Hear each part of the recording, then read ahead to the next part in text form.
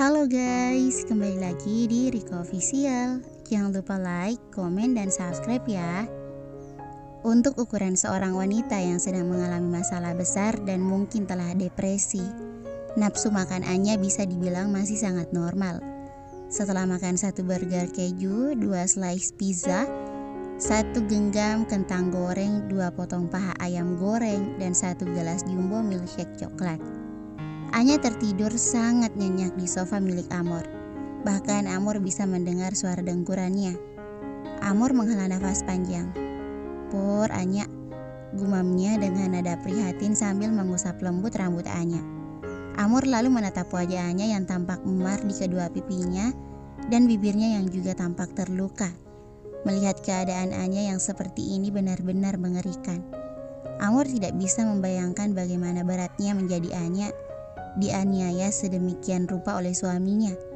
Ketika pernikahan mereka berdua pun belum genap seminggu. Benar-benar menyedihkan.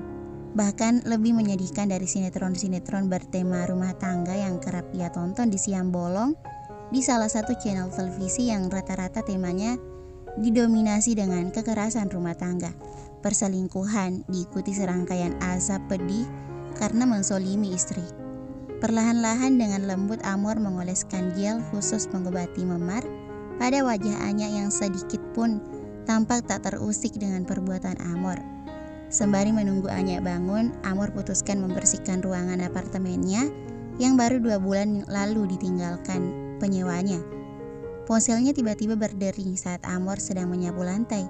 Ternyata Arta menghubunginya melalui video call. Amor yang awalnya panik memutuskan akan mengangkatnya. Namun agar ekspresinya nanti tampak wajar dan tenang, Amor duduk di bangku minibar sembari menarik nafas sepanjang mungkin. "Halo, Tak?"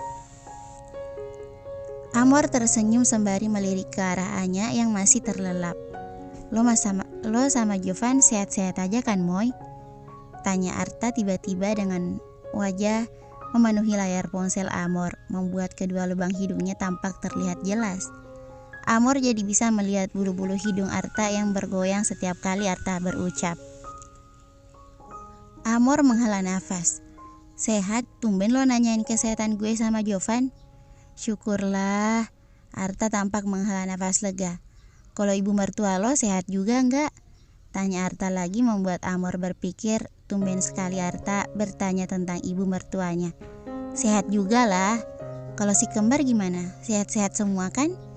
Arta kembali bertanya, tapi kali ini tampak lebih khawatir dari sebelumnya, membuat Amor makin merasa aneh dengan sikap Arta.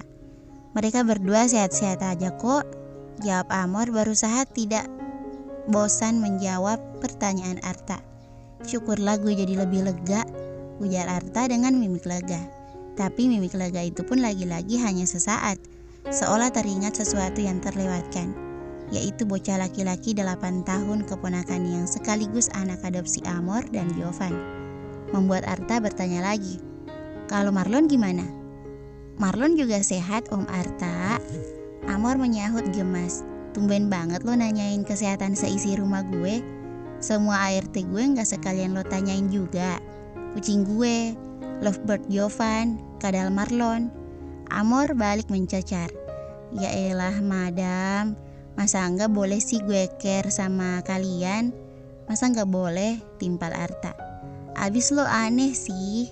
Amor terkekeh geli. "Itu karena dari kemarin gue ngerasa dapat firasat buruk deh, Moy," ujar Arta tiba-tiba serius, memudarkan senyum lesung pipi Amor. "Firasat buruk kayak apa?"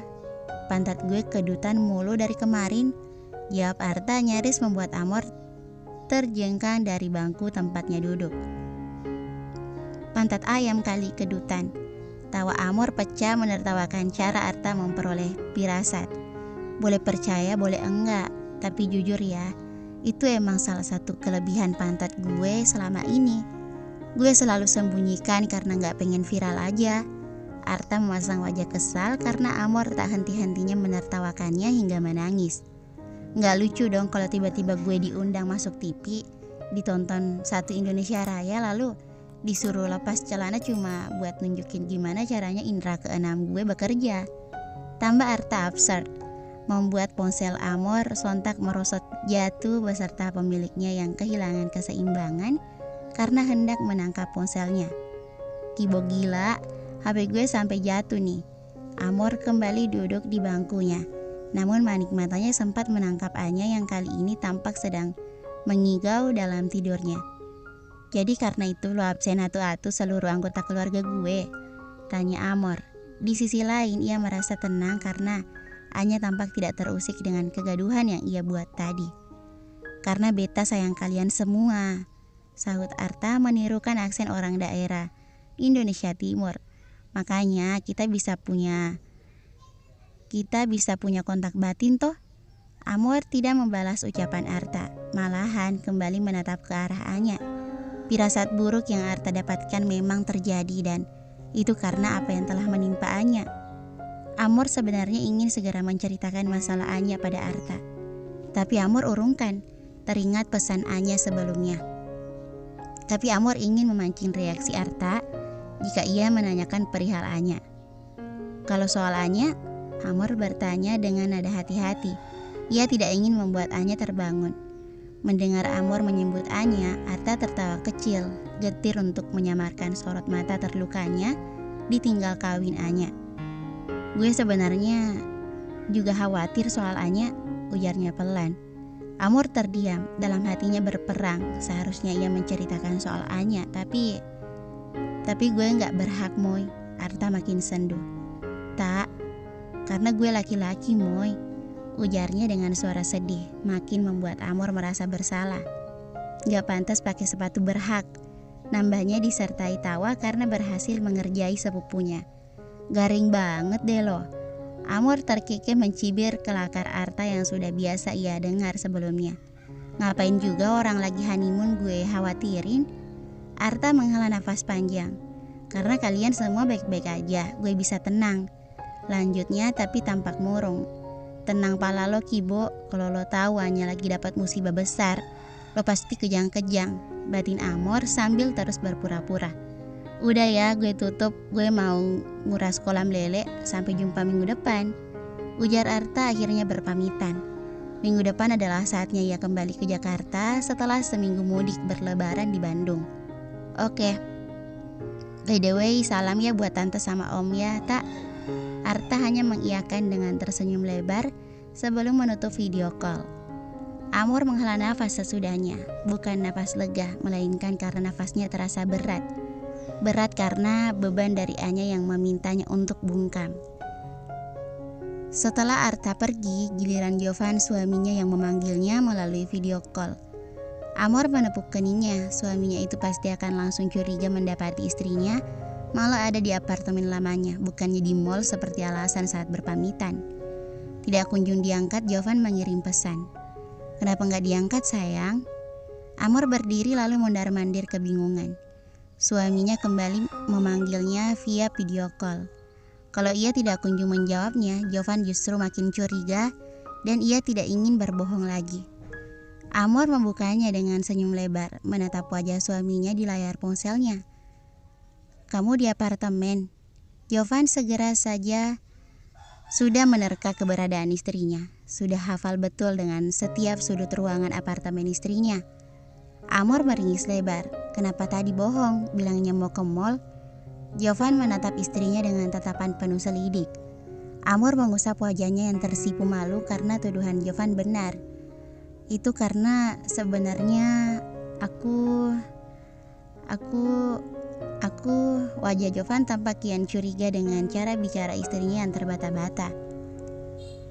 "Aku lagi sama Anya, Dedi," jawab Amor akhirnya membuka fakta sebenarnya.